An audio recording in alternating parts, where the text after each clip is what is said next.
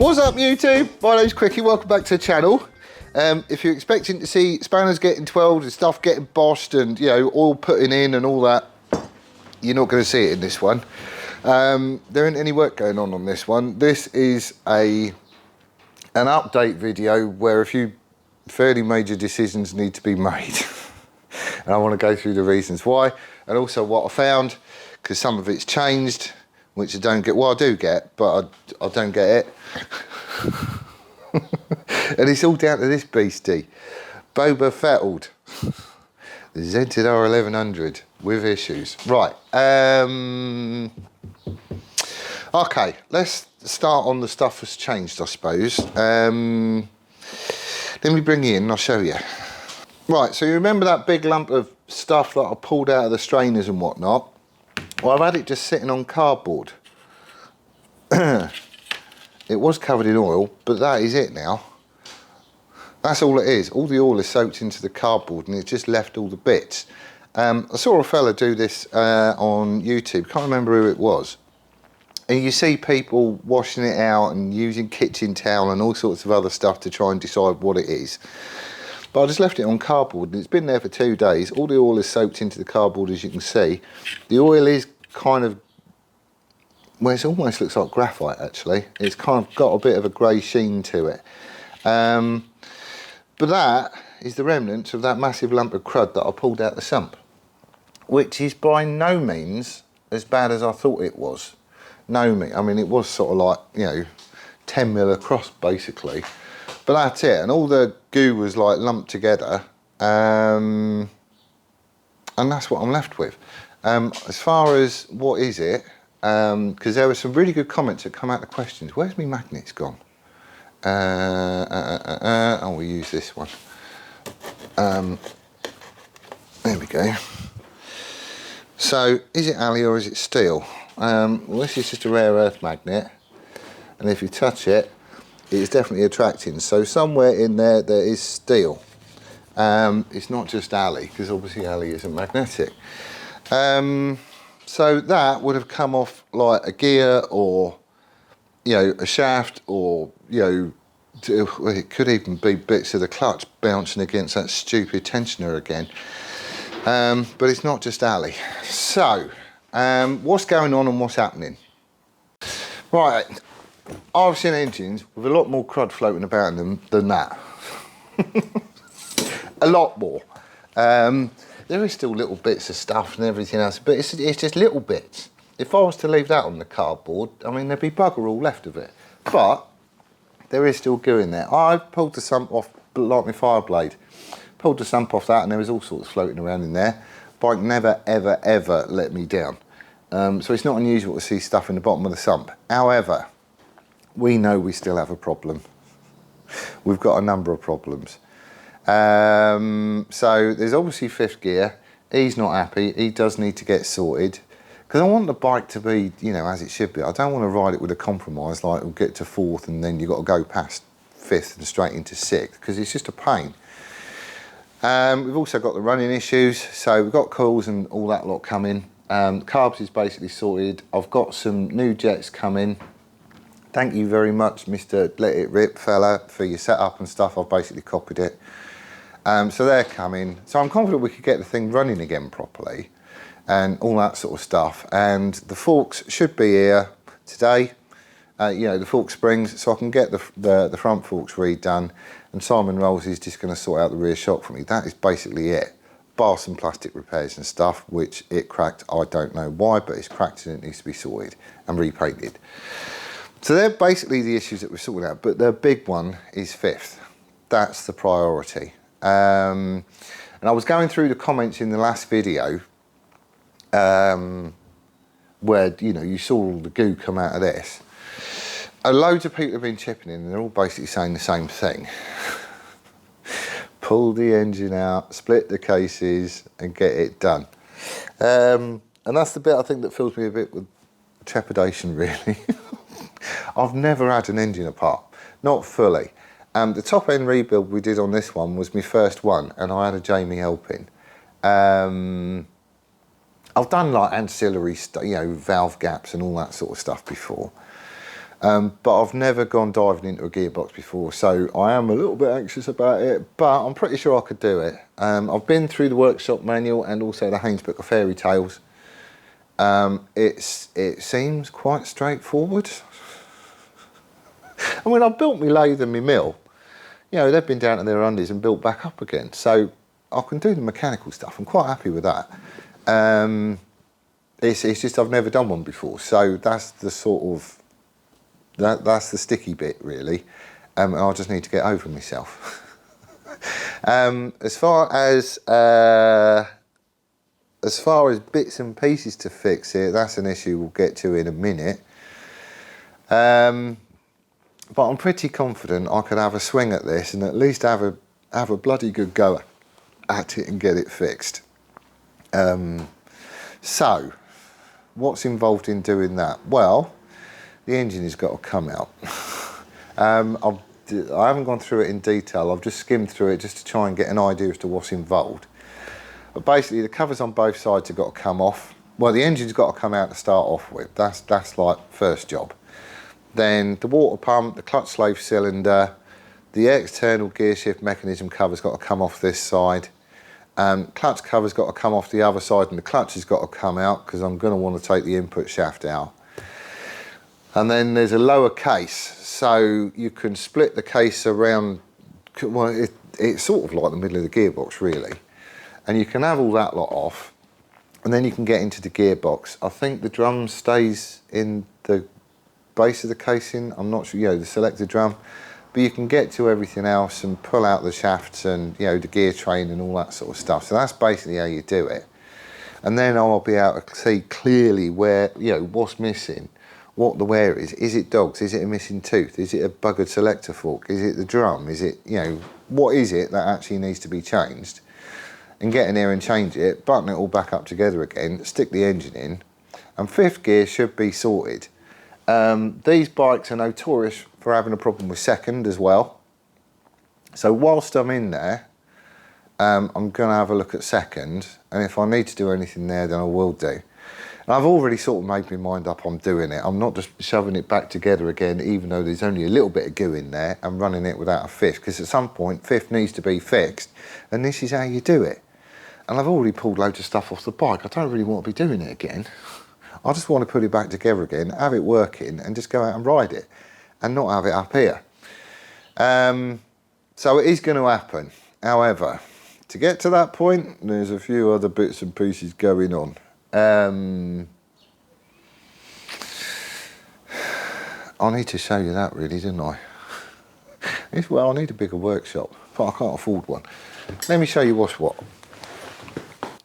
Right, I'm basically stood in the corner of the workshop-ish. I mean, there ain't much, there's what, another 2 foot behind me sort of stuff. And this is actually a place of work. So in here, I've got my own little business running where I make bicycle racks and security anchors and everything else. That's what you see behind all the, well, you don't see it because it's behind all the curtains. But there's loads of junk up the top here that's all involved in that as well. I'm getting low on stock and I need to be making some hangers just to fill the shelves up again. Because, you know, we've had a few orders come through and stuff was left. But I need to get that done. And also some of the stuff up there, which I'm getting low on, I need to make another jig for. The business was originally my dad's. He made all his jigs out of steel. And you can imagine what it's like welding on a steel jig. It just gets covered in spatter, basically. All the jigs is like there underneath the bench. But then if you go around and have a look-see, I've got no space again. So this is my fabrication table. That's where the welding happens, but not with all that plastic and stuff on it. So all that lot needs to shift. Well, just walking down, there's various bits of kit, pillar drill, fly press, blah, blah, blah, blah. There's all my normal work stuff like open bins, which I need to have a sort through and get rid of a load of. Down here, it's just absolutely rammed. So welding gear, bins, boxes full of fixings and everything else. There's a couple of trolley jacks behind the radiator. There's all the packing and there's another grinding wheel down there. Packaging, boxes full of bits. This is where all the jigs are. Along here we've got more odds and sods and consumables. So that's all like nuts and bolts and washers and fittings and copper washers and blah de blah de blah. This is all my dies for tube bending, metal polishing, mops, everything else. There's loads of stuff behind it as well. There's another one of these boxes there. More packaging stuff, grinding discs, chop saws, you know, various fluids and oils and degreasing stuff and drain tanks. Compressor, obligatory filing cabinet. There's a load more junk and stuff behind there. You know, I've got quite a big scrap bin. That comes in handy actually. Shot blaster. I've had to shove loads and loads of tools up across the top bin because I haven't got anywhere else to put them at all. You know, we've even got stuff hanging from the rafters up here. Chuck Norris, one of my prides and joy. And there's Brian, he's my other pride and joy. And then I need to have a big sort out over here. So this is all my machine tooling. These boxes is stuff for ASBO and various bike bits and bike tools, some of which just came from Jamie because he's having to clear out the rotary table. You know, all sorts of stuff. It's just stuff everywhere. I've got more scrap underneath there. All along the bottom is just raw metal for various bits and pieces that I've got on the go. All the products is basically in some of these grey boxes behind these curtains, but a lot of those boxes is empty. And then all across the top it's like cardboard boxes, packaging stuff, blah de blah de blah. And obviously still stock, the long stuff just up there. Toolkit and whatnot, you know, I just haven't got any space. Then you throw a bench in the middle of it with a hoofing great bike on it. I'm running out of space. We've also got ASBO over here.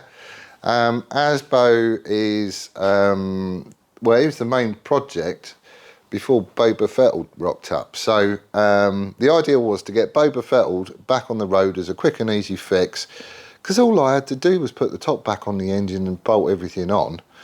Well, that's not turned out that way, which means ASBO is just sitting here doing nothing. And he is doing nothing. ASBO, the only bit that is, it started out as a Bandit 600, but the only bit that is Bandit 600 is the headstock on the frame and the engine.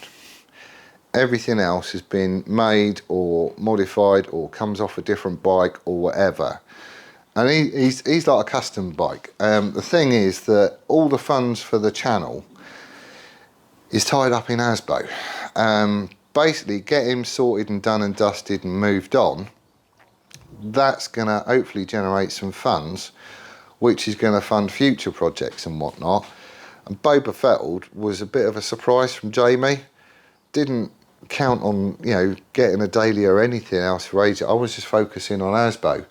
And the funds from that was going to sort the S-Rad, which we're going to be turning into a race bike, and, you know, a stepping stone onto the project after that, hopefully, as well. So this has sort of put the kibosh on things a little bit, because now I don't have enough room to work. You know, I've got no way of making me hangers and all that sort of stuff at the minute, as you see. And he ain't getting done, which means future funds is kind of, well, they just ain't there, basically. They ain't there. A bit dusty, isn't it? We've been sat there for 2 months, I've not touched it. This is ASBO, this is the main project of the channel. This is what I was working on when Boba Fettled rocked up, and, you know, we got involved with Jamie and all that sort of stuff. And I do love that bike. It's such an easy bike to ride, and it's, you know, bags of power, it's quite nimble, you know, it's lacking in a few places, but it's good fun. It'd be a really good daily driver and potentially a future project. But this is the main project. So for those of you that are new to the channel, yeah, welcome to the project, basically. This isn't, just to go over stuff real quick, just so you know what it is. Started life as a Bandit 600, and there's bugger all of it left. The only bits that are Bandit 600 is the headstock and the engine. Everything else is either custom made by me or transplanted from a different motorcycle, basically. So I bent all the frame up and made all that because I hated breakaway frames. So this ain't one. All the seat hoop and that's all made. The rear wheel is Bandit 1200. That's off a Mark 1, as is the swing arm. The rear shock is a CBR 600 RR. You know, Bandit 600 engine. The front end is Triumph Daytona 955i.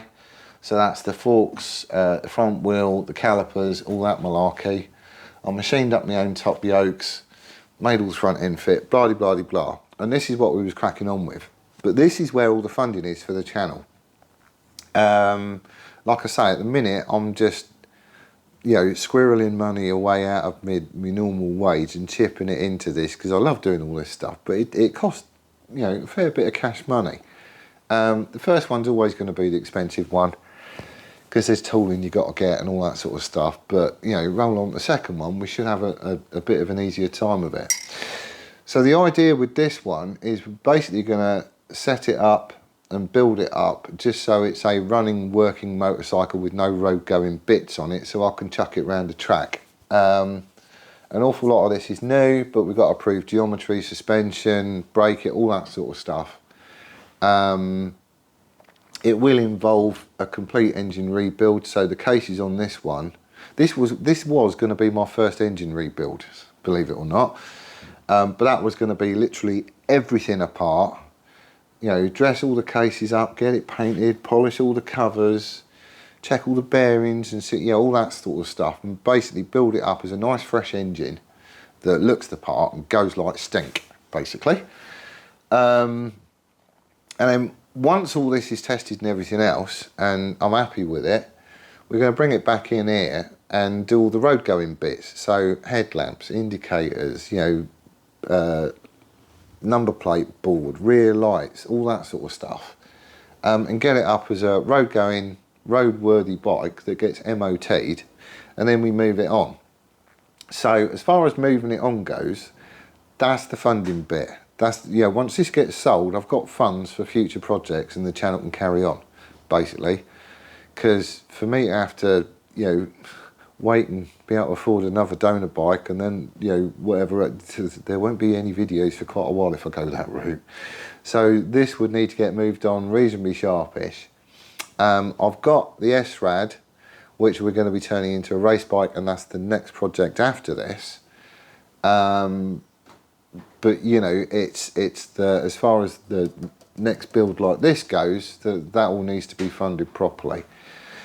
So this is where all the funding is. Now there's a couple of ways I could shift this on. I could just stick it on eBay and see what it goes for. You know, and I would expect to sell it. I have no idea how much for though. And I want to build quite a decent race bike, so I could go that route. At the end of the day, it's still going to be a Bandit 600 engine in it, which, you know, 600s are quite popular, so, you know, it could go all right, and it's not going to get sold until it looks absolutely gorgeous. It's going to have a certain look to it. Another option is to do something similar to Craig, similar-ish. We've got 9,500 subs at the minute, and I'll probably get, I don't know, 2,500 to 3,000 views per video. So what I could do is somebody basically wins a giveaway bike. This is the other idea that I'm toying with. So it would be a case of support the channel for a tenner, and your name goes in a hat, and basically somebody wins the bike for a tenner in its finished form. And I am seriously thinking about doing that, actually.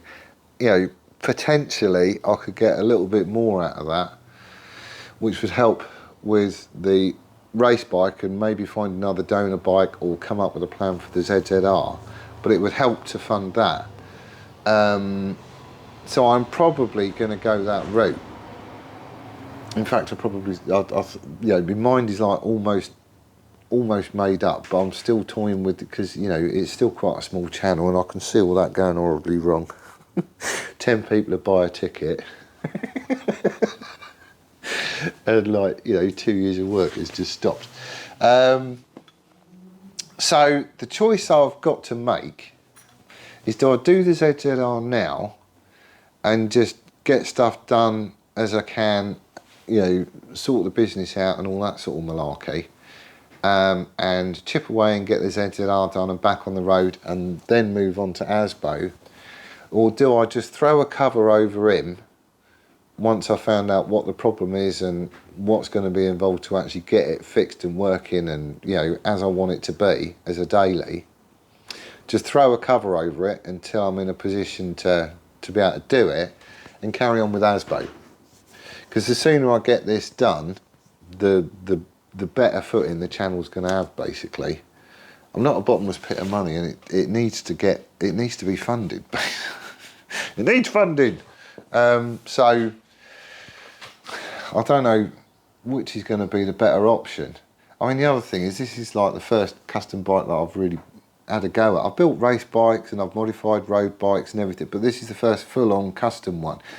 So I need to make sure I do it right and well, and, you know, it's all safe and it's reliable and all that sort of stuff before I ever move it on, because I'm not parting company with it until it is. But I also need to get on and get it done, because, you know, this is basically the future of the channel, really. I don't know why people don't cover this stuff either. They should do, really. Right, so a lot of people have a misconception. Oh, you're on YouTube, you must be minted. No, don't work that way. The way it works is basically you get paid by views based on where those views comes from and how many you get, basically. So if everyone that's watching your videos is from the US, then you'll get more from YouTube for the views than if everyone who's watching is from out of Mongolia or Yemen or somewhere like that. I don't know if it's down to their economy, I suppose it must be. But anyway, I've gone through and had a look. So just so you know, I've got, just to size it, I've got 9,618 subs, of which I do 2 videos a week, and those videos get anywhere between 2,500 and 3,000 views. So it's not big. So last month I got 118 quid out of YouTube. The month before that, 101. The month before that, 103. So, you know, it really isn't that much. We have got patrons as well, and they're people that of their own volition just, you know, they chip in to support the channel, basically, and they are gold. I say thank you to them in every video. You'll see their names come up here. They are the unsung heroes, basically, because their contribution really does help keep things going. But any money I get from YouTube is to support the channel. It's not to build your own bike up and get somebody else to pay for the bits. Well, it's not in my book anyway.